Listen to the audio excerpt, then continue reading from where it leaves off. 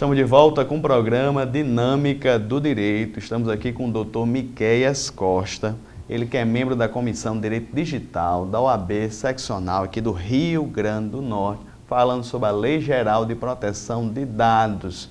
É uma lei de 2018, a 13.709. Muitos dos seus artigos foram vigendo em 2019, 2020, mais especificamente no que tange às sanções, as combinações legais, foram algo bem recente, especificamente agora em agosto de 2021. Nesse ponto agora, doutor Miquéias, eu já queria que o senhor fosse adentrando aqui sobre as sanções legais para quem descumprisse. O senhor falou no bloco anterior, até pessoas físicas, jurídicas, associações, no caso, até igrejas, o senhor falou que podem incorrer na LGPD. Comece aí falando sobre as sanções legais. Sim. As sanções legais, ela, assim como na maioria das leis, ela tem uma finalidade específica.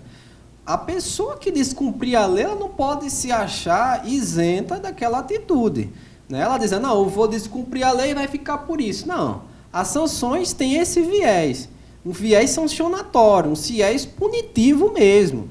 Então, a lei ela vai dizer o seguinte, olha, se você descumprir, como por exemplo, usar os dados do seu cliente, do consumidor, para uma finalidade que não é aquela que você realmente propõe, nós temos aqui um leque de sanções para aplicar a você, né? E esse leque tem um rol aí um pouquinho extenso, né? Ele pode dizer, olha, vamos começar aqui com uma advertência, vamos aplicar uma advertência.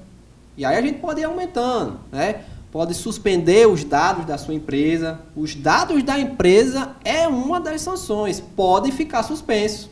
Pode ficar suspenso. Além disso, além de suspenso, podem ficar bloqueados. Então você veja aí o prejuízo que é de uma empresa de grande porte.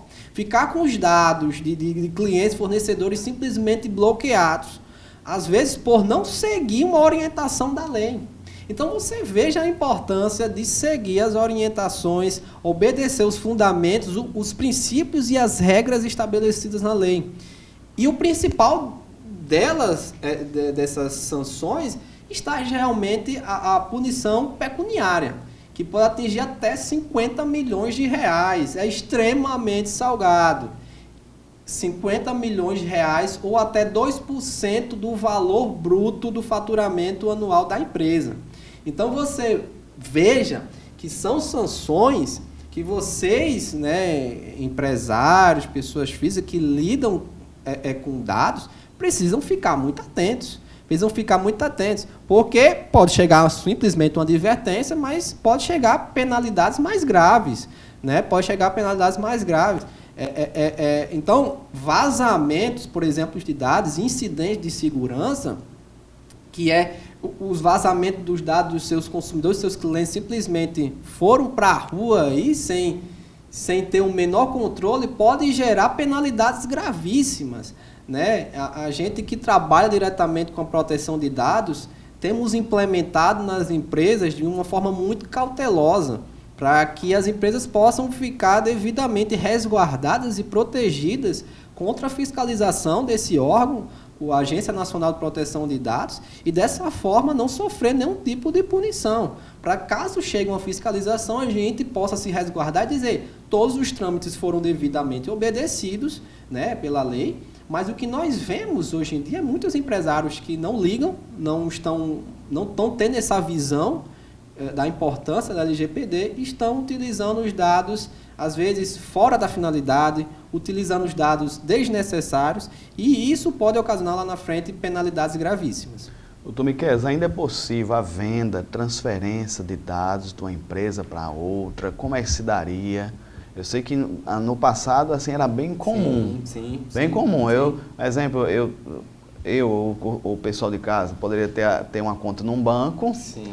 E de repente outra agência, outro banco ter meus dados e utilizá-los. Como é que se dá ainda acontece hoje, venda de dados? Sim, veja só, a venda de dados, ela está sendo gradativamente extinta. Eu digo gradativamente porque ainda aos poucos ainda acontece, a gente vê. Inclusive, só a título de curiosidade, Antes de ontem, a gente que vive disso, vendo notícias, né? Praticamente eu passo o dia todo só vendo notícias, decisões de proteção de dados. Antes de ontem foi proferida uma decisão liminar na Justiça em que suspendia uma empresa de comercializar e vender os dados pessoais dos clientes. Né? Era uma empresa, inclusive, não vou dizer o nome por questões éticas, mas é uma empresa de grande porte aqui no Brasil, que simplesmente colhia os dados das pessoas e aí fazia comercialização, vendia. E aí o Ministério Público pediu na Justiça, solicitou e o juiz concedeu e essa empresa já está proibida de fazer a comercialização dessas vendas. Então, é algo ainda gradativo, mas que aos poucos a gente já vai vendo um avanço bem legal, né, sobre isso. Né? Em relação a transferências, a empresa que conceder, que quiser fazer a transferência, precisa solicitar previamente ao titular de dado. Né? Então, se um banco, né, quiser fazer a transferência para outro banco, ele precisa fazer a solicitação daqueles seus dados para o titular de dados. Então, o titular de dados ele não pode ficar de pernas curtas e pegar desapercebido quando pensar que não, já tem outro dado em outro banco que ele não solicitou. Então, se a empresa quiser fazer essa solicitação, fazer essa transferência para uma outra empresa, precisa pedir a autorização do titular de dados. Situação muito delicada que acontece, doutor Miqueias, a compra de uma empresa por outra. Um exemplo, um supermercado, uma rede compra outra rede Sim. de supermercados. Sim. Ela tem direito ao acesso desses dados da outra? Vai no pacote, estrutura física, mercadoria, e no pacote pode vir os dados daqueles clientes? Veja só, esse ainda é um tema ainda muito sensível, né? É um tema muito sensível. Tem se entendido, né, por alguns doutrinadores que isso se enquadra se, por acaso, aquela empresa que está comprando for utilizada a mesma finalidade. Né? Então, se for um supermercado, digamos, e uma outra empresa do mesmo ramo alimentício, supermercado, entenderia-se que sim, né? Que vai atingir a mesma finalidade, então os dados ali abarcaria, mas já tem outras pessoas que entendem que não.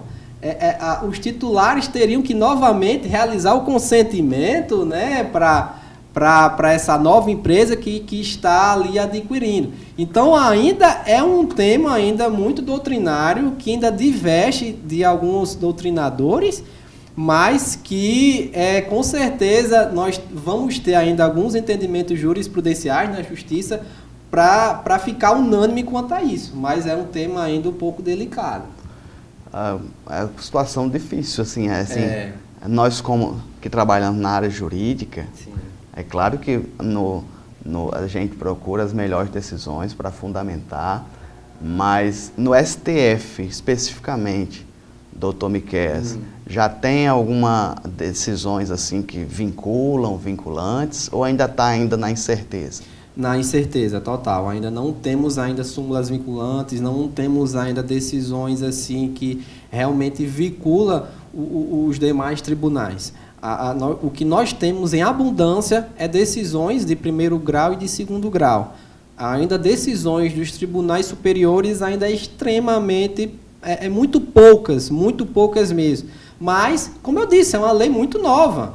Então, com o decorrer dos anos, vamos ter farturas de decisões aí no STF, nos tribunais superiores, que vão nos ajudar melhor, né? A gente que somos, que atuamos na área, às vezes, para mim é um pouco dificultoso tomar uma atitude mais com firmeza, porque não temos ainda um entendimento consolidado, né, do STF, dos órgãos dos tribunais superiores. Então, a gente que vai se adequando ao que tem, né, na lei, buscando alguma coisa na Constituição, no Código Civil, né, alguns entendimentos que nós já temos aqui no primeiro grau, para ir se ajustando, mas ainda tem muitas poucas decisões, quase nada no STF e nos tribunais superiores. Como é que a temática do direito digital é estudada, é vista nas faculdades? O senhor tem presenciado algum tipo de seminário, palestra ou cadeiras específicas sobre essa temática? Muito vazia, muito vazia. Inclusive, particularmente, eu tive a infelicidade de não ter essa cadeira na faculdade. Eu creio que o doutor também, Nazeu, acho que não teve.